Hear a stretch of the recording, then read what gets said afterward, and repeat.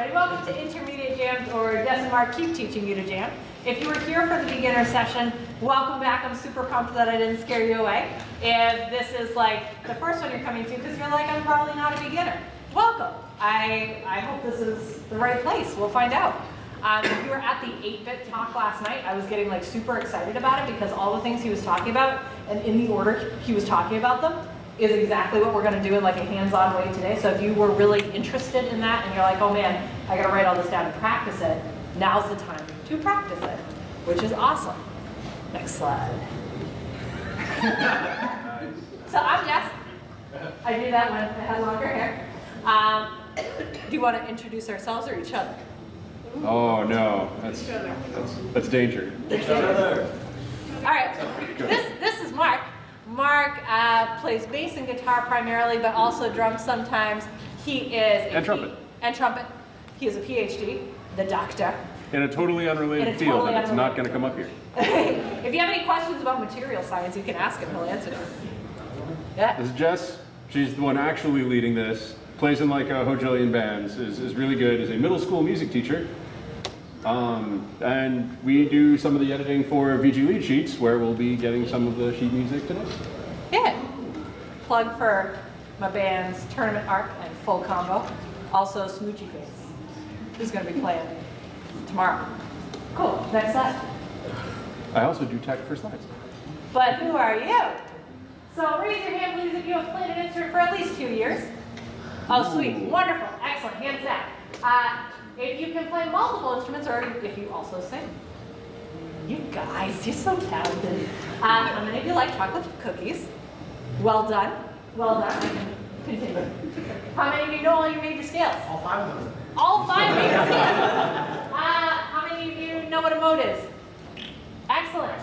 How many of you are confident in spelling major 7, minor 7, and dominant 7 chords? Pretty much everybody. How many of you have memorized the tank solo? That's saxophone.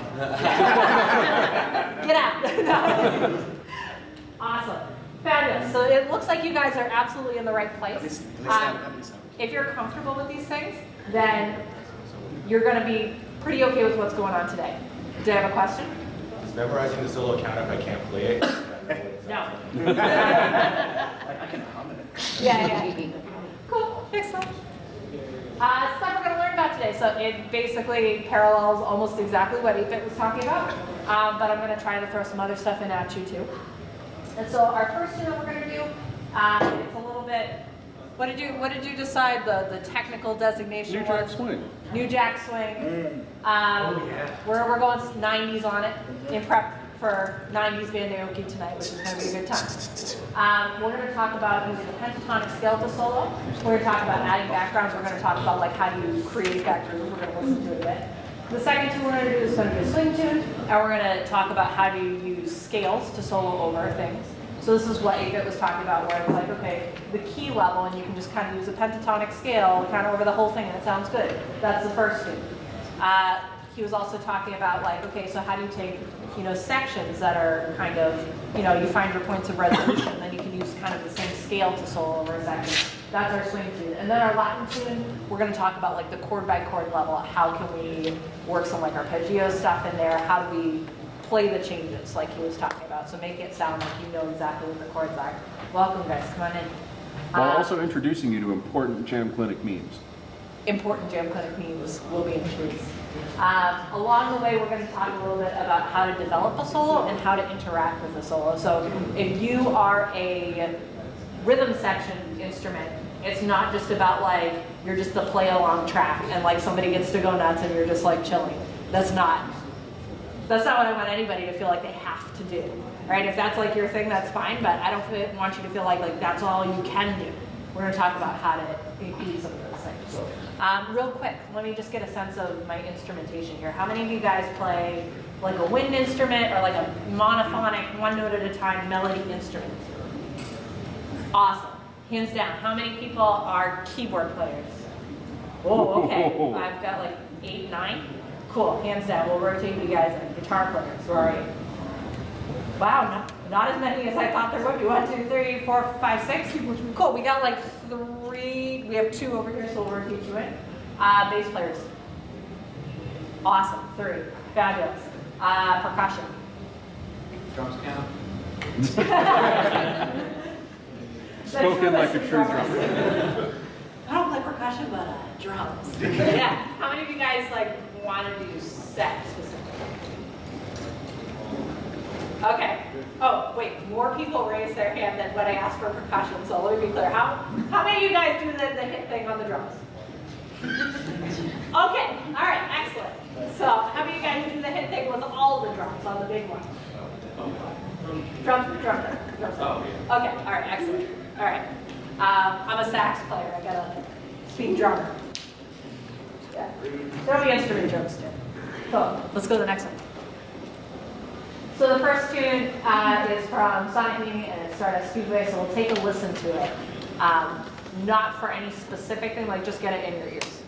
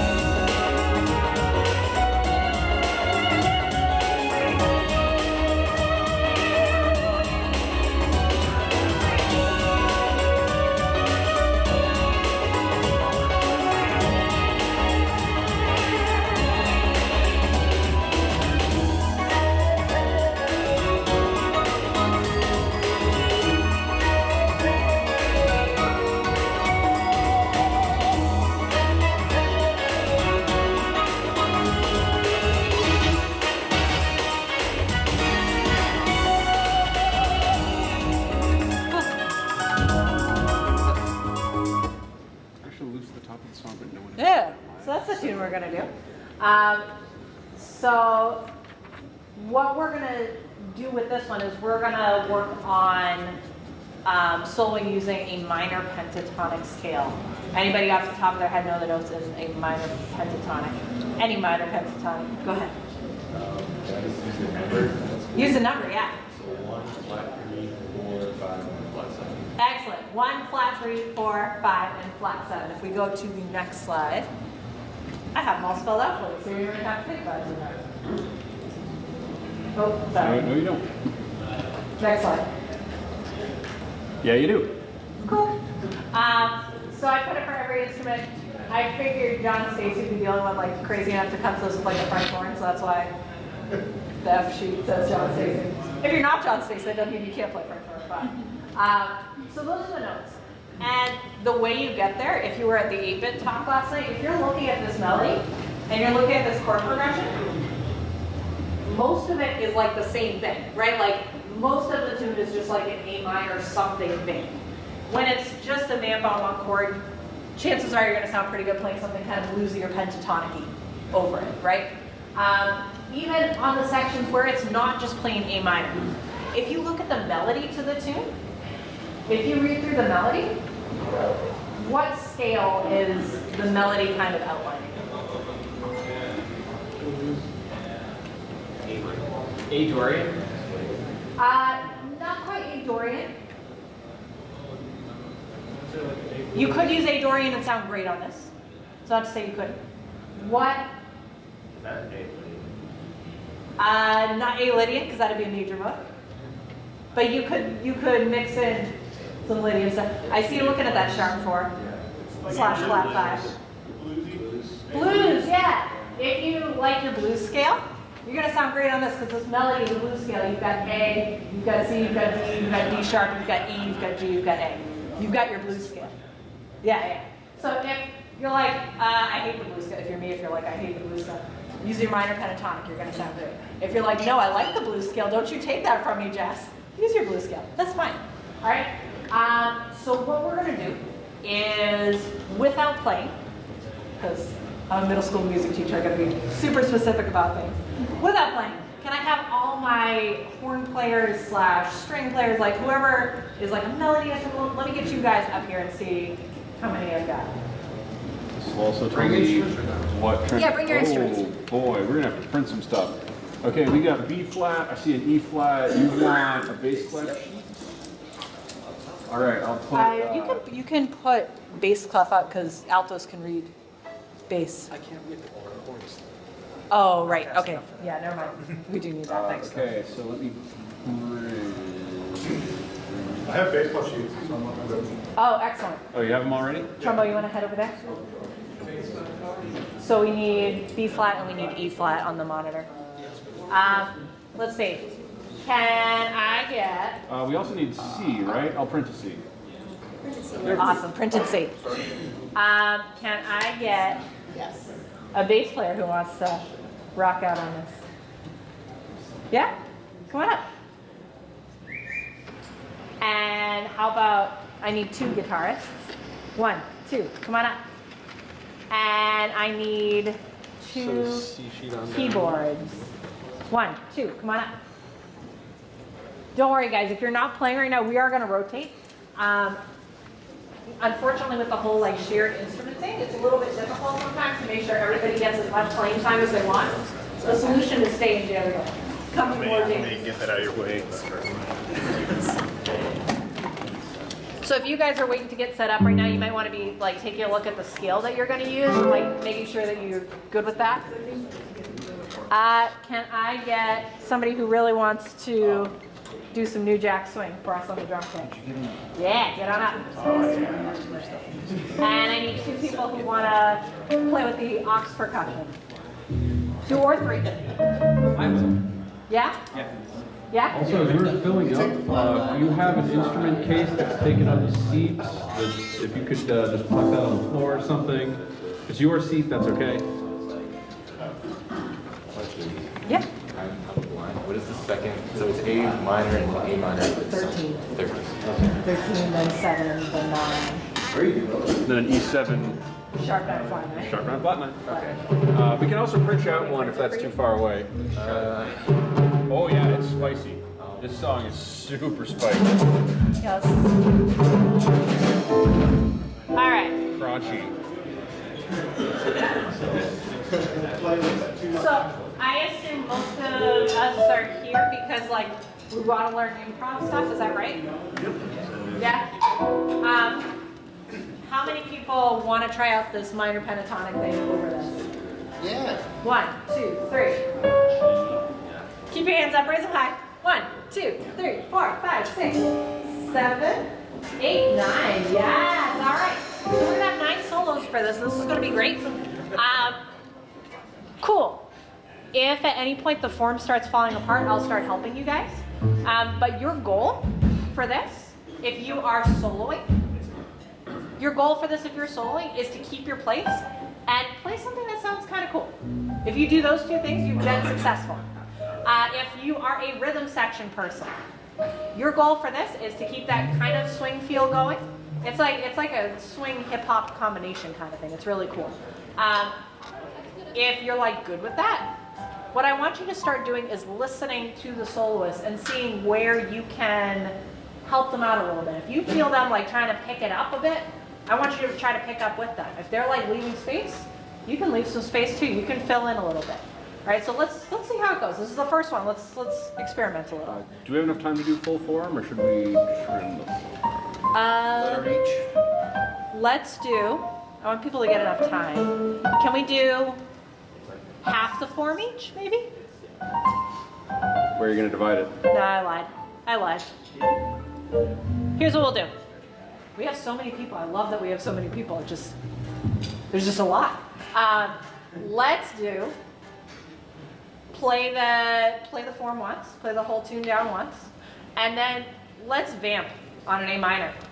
Let the next person know you're done by like looking at them and nodding, or like looking at them and taking your instrument away from your mouth or your hands away or something like that. Like follow any one line of this. That E7 flat 9 sharp 9 is just tasty. So if that shows up at the end. We'll vamp that and throw your E7 in every form.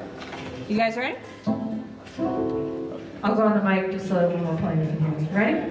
Here we go, from the beginning, normal, and then we'll get the solos going. We'll go in order. So, who was it over here? Guitarist wanted to solo? Yeah? All right, we'll start and we'll go around we'll sneak around the room. We'll go to pianos and then we'll go to the violins. Here we go. Ready? 1, 2, 1, 2, ready, go.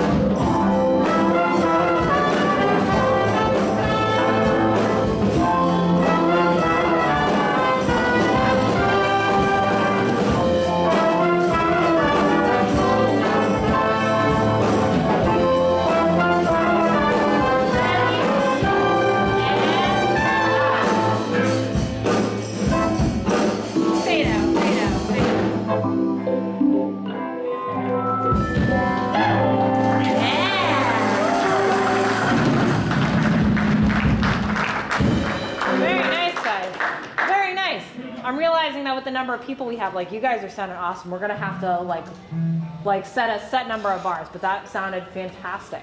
Let me ask you guys, and this can open up to the audience too, what do you think went really well with that jam? I love the set. Yeah, sounded great back there. The groove is great. The groove sounded really good. What else? That's all? That's it? I think the solos all have a consistent beat to it. Yeah. Going off the chart. They were definitely listening to one another, which is fantastic. Like listening is one of the primary things you really have to do in a jam session. It's not really playing as much as it is listening. Anything else that you really liked? Or just even kind of liked, Nathan? Deciding in advance what we were going to solo and where we were going to solo and so on. Cool. Yeah. Fantastic. Oh, I liked when the textures dropped out a lot. Like there was a lot of people playing all the time. And then like there were a couple parts, like when the flute came in, everybody kind of dropped out because they couldn't hear her. And Yeah. it was like actually really good because it solidified the groove that way. yeah. Sensitive playing like that is great. Like you've got an instrument and you're like, I can't actually hear them. Let's come down. Excellent. Anything else? I'm not a classic composer or anything. I was gonna piggyback off of that was when there were solos and like sometimes they started, like, it felt like the trumpets came in a little bit to like, hey, yo, you got this. And it was like, it showed like a lot of cohesion and like support from the whole team. I really love the way you phrase that. Yeah, absolutely. What do you think could have gone better? Yeah.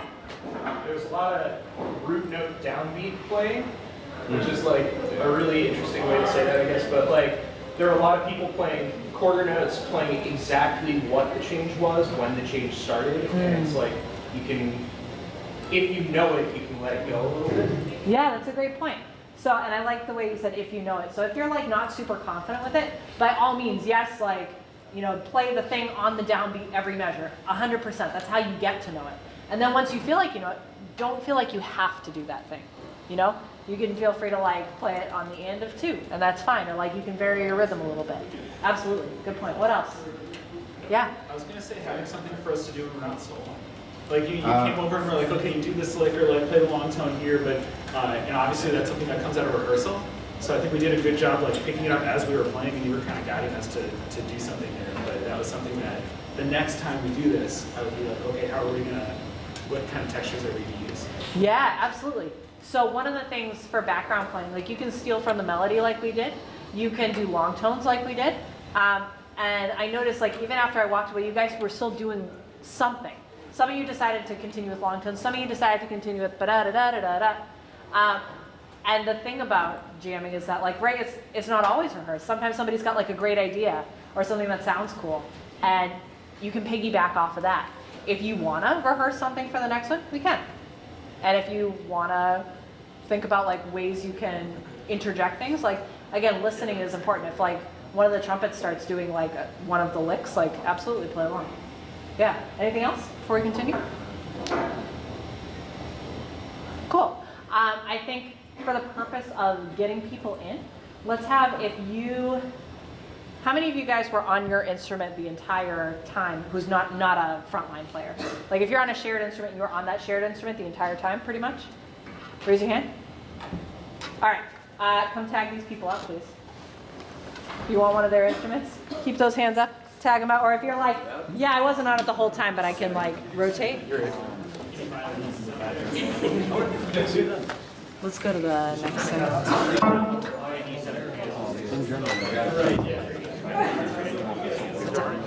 We're good.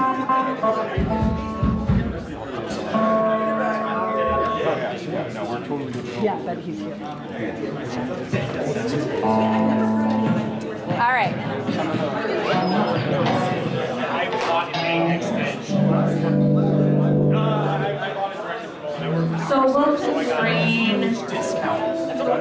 constrain the solos for this one too. And when those are up, go ahead to the next one.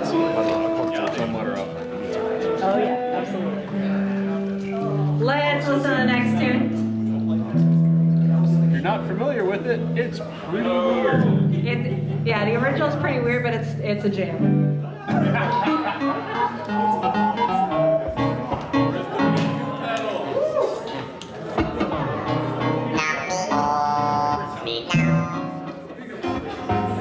You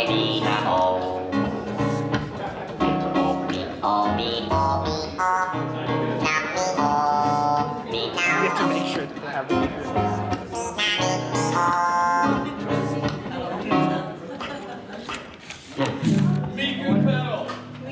making sure you saw it. Oh, C lead sheet, I yeah. have lead sheets printed up here. Okay. Bass clef and C.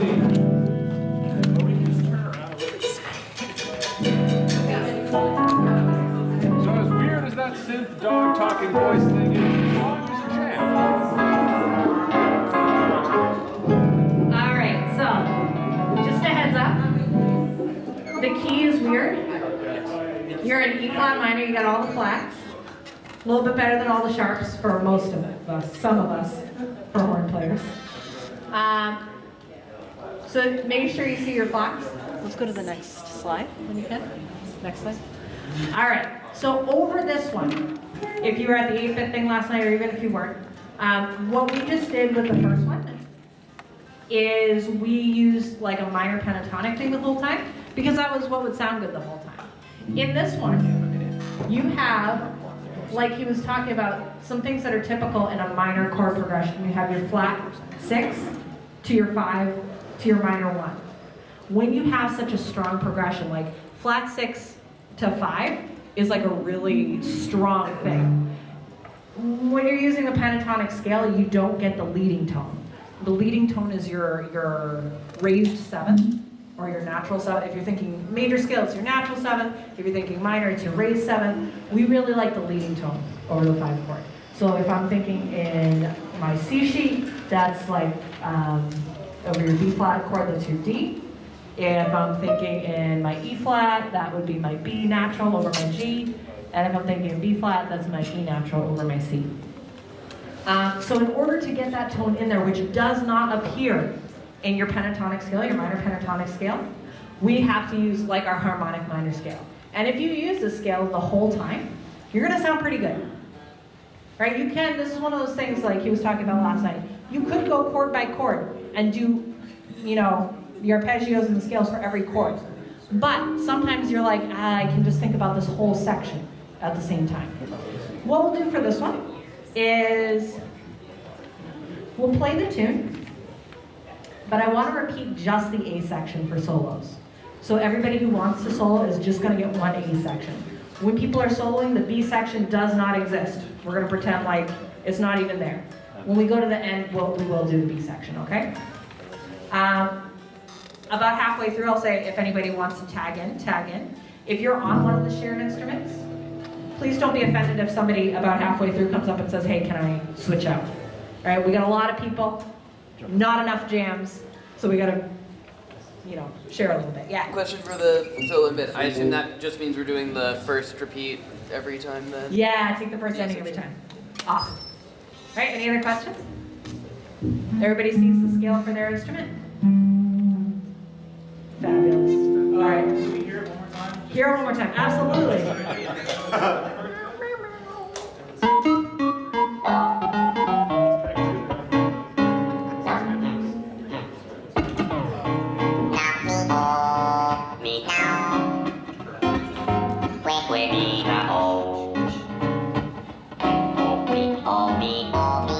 Like you can go straight swing on it. You can throw a little backbeat in there.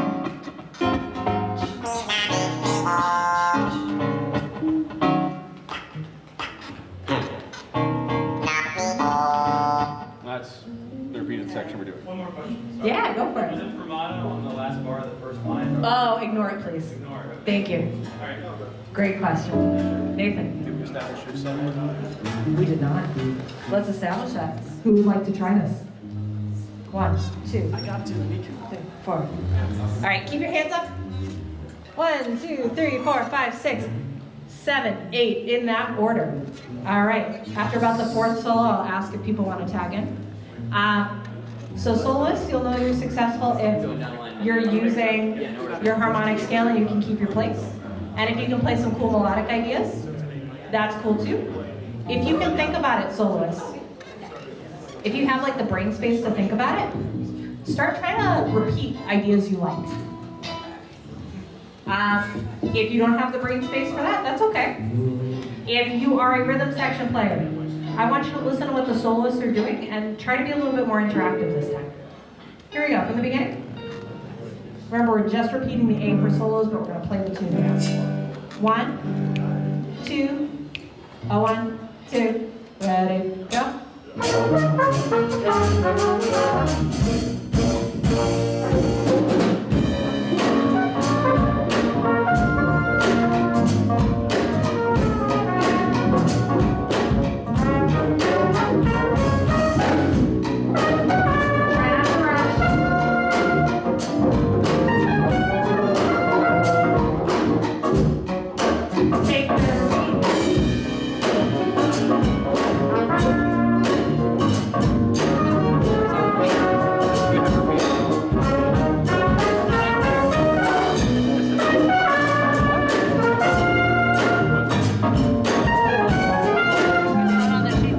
Only the C sheet is broken.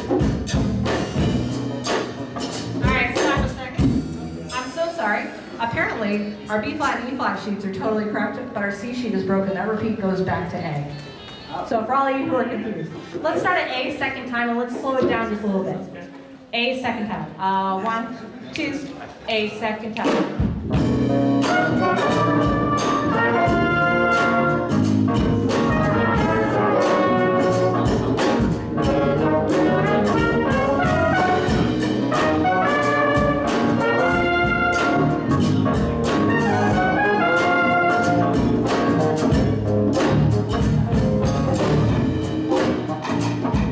And stop, hold on. We're playing the whole tune. We're playing the whole tune all the way through. We're only repeating A for the solo. So front line, yeah, that was where we go to B. Let's do it one more time. Let's go on B. Ready? Right on B, first time. B first time. 1, 2, ready, and.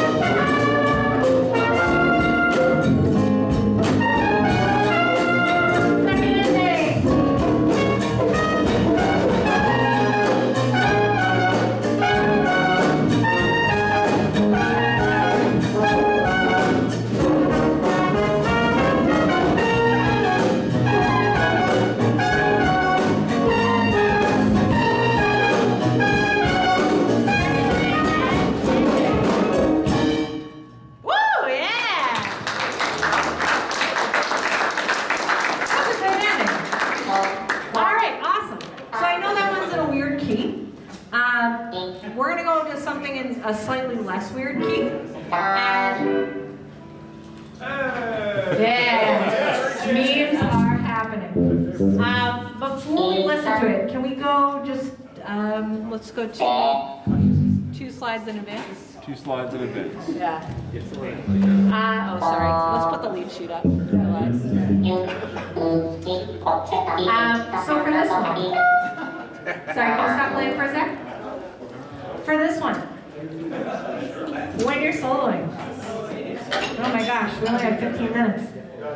When you're soloing on this one, this is easier chords. We're in the key of concert C. That's not. That's paste, not print. I don't know why we have that. So for this one, it's in the key of C. So your scale's going to be easier. And we're going to talk a little bit about when do you use your scale versus when do you just like try and spell out the chord or hit some chord tones.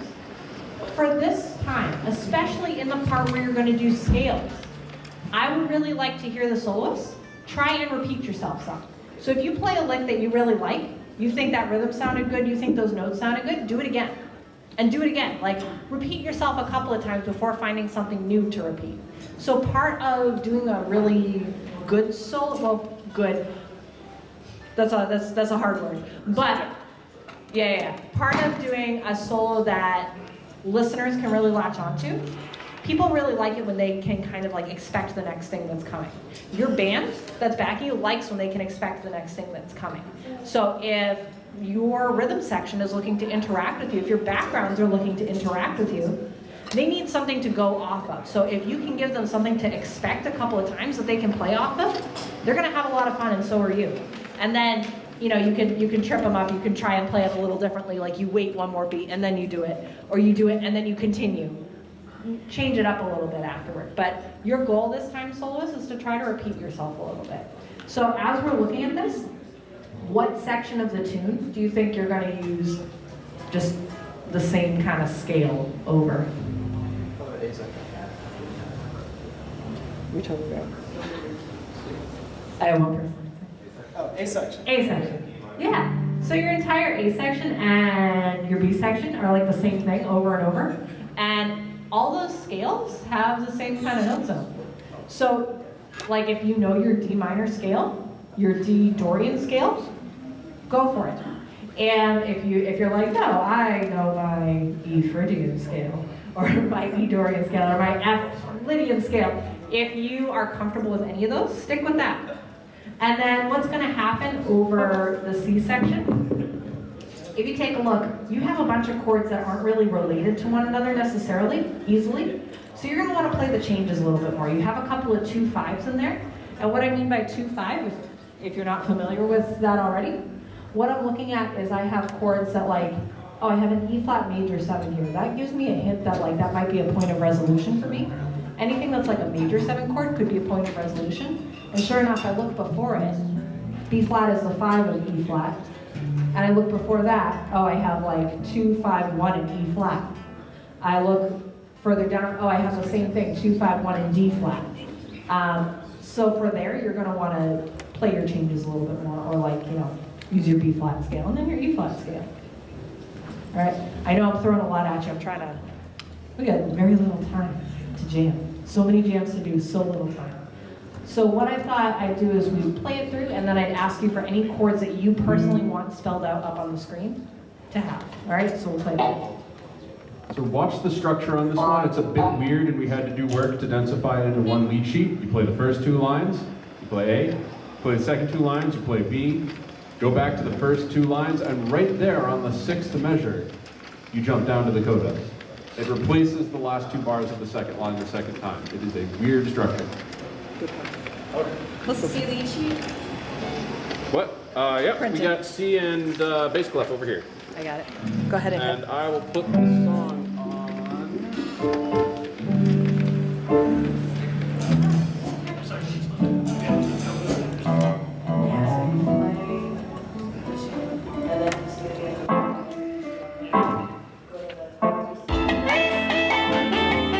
Jam Clinic Choir.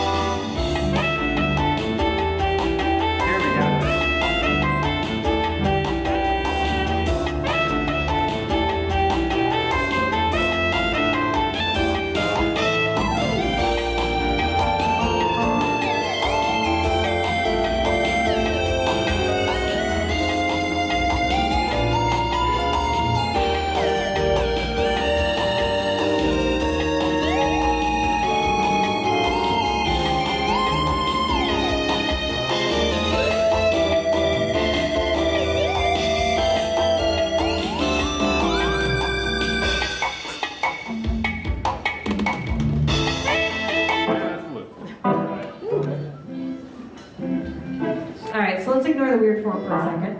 I recognize that, like, among our players, we probably have people who are like, the scales were enough for me, thank you very much. I'm working out my scales, I'm working on repeating my ideas, I want to do just that. I think we can kind of repeat just the A and B section for people who want to do that. And for people who are like, no, I want more, give me more, we can repeat C a whole bunch for those people. So let me really quickly see how many people would like to practice just the scale thing, getting themselves to repeat ideas. Don't be shy. 1, 2, 3. Just A and B. Just A and B. Those people. 1, 2, 3, 4, 5, 6, 7. And how many people are like, I want to try some crazy stuff and go to C? Wonderful. That actually works out beautifully. All right. So, are there any scales before we start? Sorry, stop playing. Are there any scales before we start that you want spelled out? Any transposition? We all know what scale we're using? No? So the scale you want to use is the first chord that you have, Dorian. So if that's an E minor scale, that's E, F sharp, G, A, B, C sharp, D, E. Okay? Anybody else? Don't be shy. Just confirm, so I am on D Dorian? Yeah, D Dorian. So be natural in that. Cool. So what we'll do is we will play it. Let's forget about the Dakota business. Let's just forget it. Just A and B. Just A and B. Over and over. And this time, horn section, I want you guys to come up with your own backgrounds. Like, I want you to agree on something for 8 bars to do together. Like, somebody can start it and listen to the people around you. You don't need permission to be the one to start it, right? If you think there's something cool that you could do, absolutely, feel free to start it. And if you hear somebody starting, don't try to like compete with them. You're like, but I have the cooler background. No, just like play what they do and then like wait another 8 bars and then you can throw your thing in. Okay? So we'll do the same thing. Let's start over with guitars and we'll work our way around through guitars, keyboards, and horn line. We are just repeating A and B. We are forgetting everything below the 4th line. Capiche? Sweet. All right. So again, soloists, your job is to try and repeat yourself. We'll take it a little under tempo so people have time to like think. 1, 2, play the tune at the top and.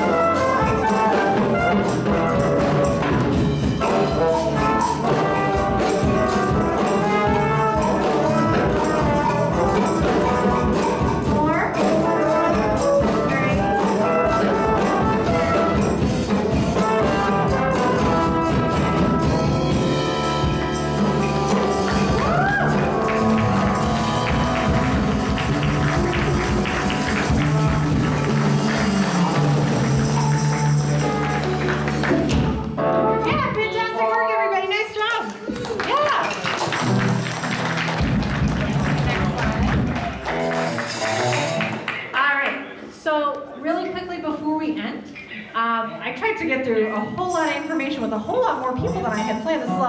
This is a lot of people, and I'm really happy that you're here. So if you didn't get all the practice you wanted in that short amount of time, particularly if you're somebody who was looking to use a shared instrument, please, oh please come to more jams. Like, you can work this stuff out for the entire rest of the day, today and tomorrow and Sunday. You can do this all weekend if you want to. Please, oh please come back.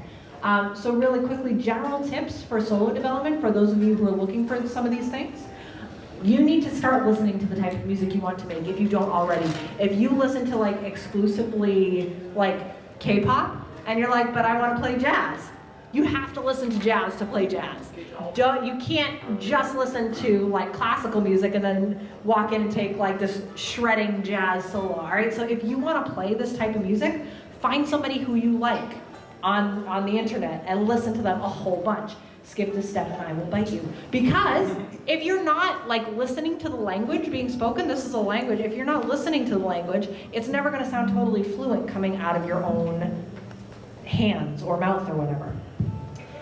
The next thing is to make sure you have your scales and arpeggios you need under your fingers before trying to improvise. So for like 2 of those, the scale was a basic one, and then for one of them it was a little tougher. So when you're going to solo on a tune, make sure you have the skills that you need. I'm around. I love talking theory. I have a master's in theory. Please let me talk theory with you. If you're like, what scale should I use over this? Like, come talk to me and I'll help you work it out. If you are at the point where you're like, yeah, I have those things. I kind of know what I want to say with it, and I can play all the notes. Think of it like a story arc. Like, you can start a little bit slow with your solo, then build up the tension, and then like release it, bring us back down. What we're trying to do, try to listen to yourself and repeat your good ideas. You don't have to repeat the ones you don't like, you just have to repeat the ones you like. Steal ideas from other people. If like Nathan played something that you loved and you're like, oh man, but now I can't do that thing because he already did that thing. That's not how that works. You steal that from Nathan. He's the only one who's ever done that ever. Please steal it from him. Playing, if you're like not there, if you're like, oh man, I just like, there are all those notes and I get so overwhelmed and like, I don't even know where to start. Playing a couple of notes and a cool rhythm, like that's totally fine to do. Don't feel like you have to play all the notes or it's not good. You can make a solo out of like 2 notes and sound really good while doing it if you're listening to a lot of music. And come to more jams. It's the only way to get better. If you have questions, comments, concerns, confusion, whatever, I'm basically here all the time. Mark is basically here all the time. Come talk to us. Also, you know what's happening right after this? A lot of jams. Yeah. Lots more jams. So, a couple PSAs. Well, first thing, thanks to Jess and Mark for being excellent speakers. 2 applause in a row. These guys are amazing.